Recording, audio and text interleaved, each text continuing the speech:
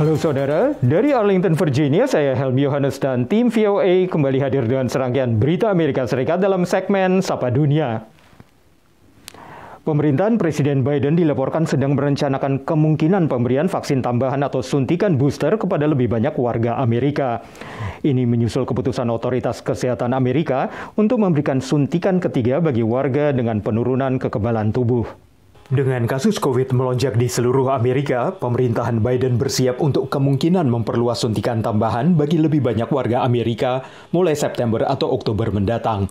Menurut harian New York Times, tambahan suntikan vaksin ini tampaknya akan diutamakan bagi penghuni panti lansia, tenaga kesehatan, dan warga lanjut usia lainnya. Ahli penyakit menular Dr. Anthony Fauci mengatakan suntikan booster tampaknya akan diperlukan bagi semua orang pada akhirnya nanti, dan pihaknya masih mengevaluasi kemungkinan ini berdasar data harian. Untuk saat ini, Pusat Pengendalian dan Pencegahan Penyakit Amerika CDC baru memberikan rekomendasi pemberian suntikan booster bagi penderita penurunan imunitas. Ini terjadi saat kasus COVID di Amerika melonjak 900% dibanding bulan Juni lalu, dengan sekitar 83.000 orang kini menjalani rawat inap di rumah sakit.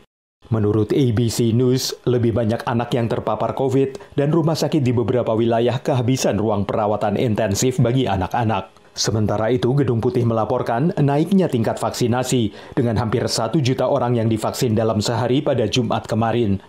Angka ini adalah yang tertinggi sejak awal Juli. Saudara, Presiden Afghanistan Ashraf Ghani dilaporkan mengungsi ke Tajikistan dan pasukan Taliban memasuki ibu kota Kabul setelah menguasai hampir seluruh negara itu. Sejumlah negara termasuk Amerika Serikat mengevakuasi warga dan diplomatnya dari Kabul, sementara jumlah korban dan pengungsi terus meningkat. Kelaparan dan kehilangan harapan menjadi pemandangan lazim dalam kondisi perang di Afghanistan. Warga di kamp pengungsian ini kehilangan keluarga dan tempat tinggal mereka.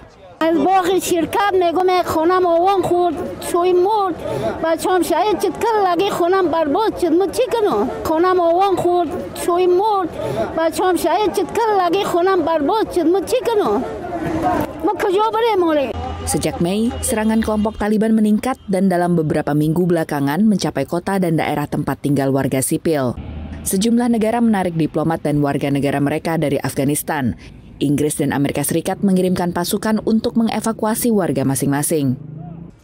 We expect to draw down to a core diplomatic presence in Afghanistan in the coming weeks. In order to facilitate this reduction, the Department of Defense will temporarily deploy additional personnel to Hamid Karzai International Airport.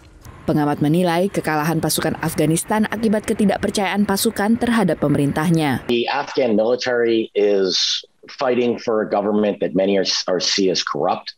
Meanwhile, they're going up against a force that has a very high morale because of its success on the battlefield and who believes it's waging war to establish the Islamic Emirate of Afghanistan, that there's actual religious justification. Komisioner Tinggi PBB untuk Pengungsi UNHCR mencatat sedikitnya 400.000 warga dipaksa mengungsi, mengikuti jejak 2,9 juta warga Afghanistan lain yang sudah terusir sejak akhir 2020.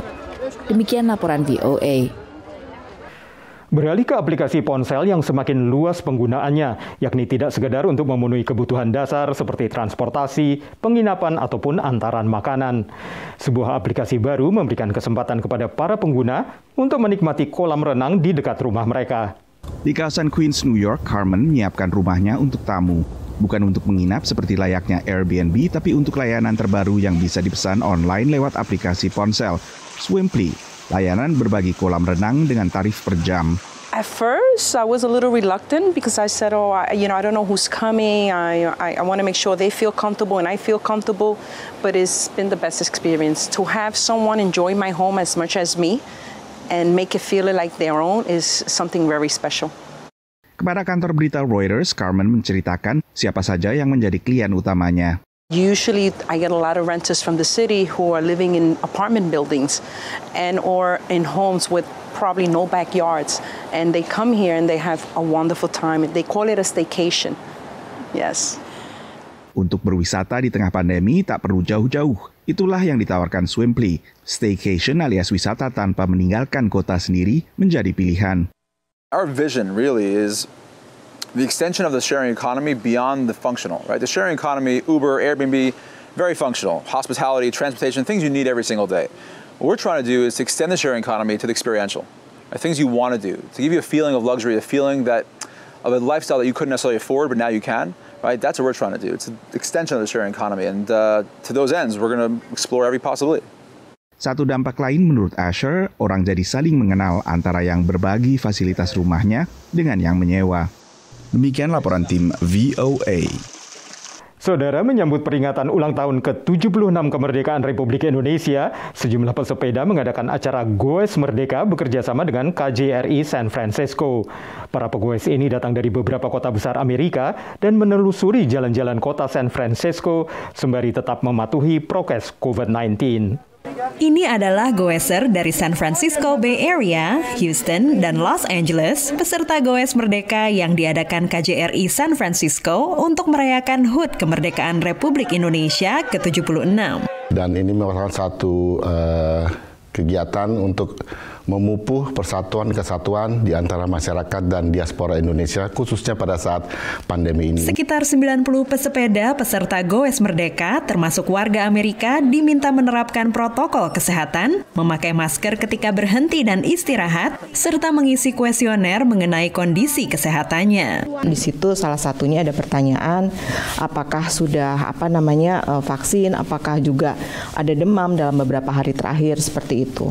1, 2, 3. Sesuai tema Hari Kemerdekaan RI ke-76, Indonesia Tangguh, Indonesia Maju, para peserta ditantang untuk menaklukkan jalan-jalan di sekitar San Francisco yang naik turun. Rute dibagi dua, rute yang pertama adalah rute 17 miles atau kita sebut 17 Agustus, dan rute kedua adalah 34 miles atau kita sebut Maju Tak Gentar. Wah, menarik sekali, kita bakal melihat pemandangan yang luar biasa indah di San Francisco, seperti Palace de Fine Arts ini sebagai setopan pertama.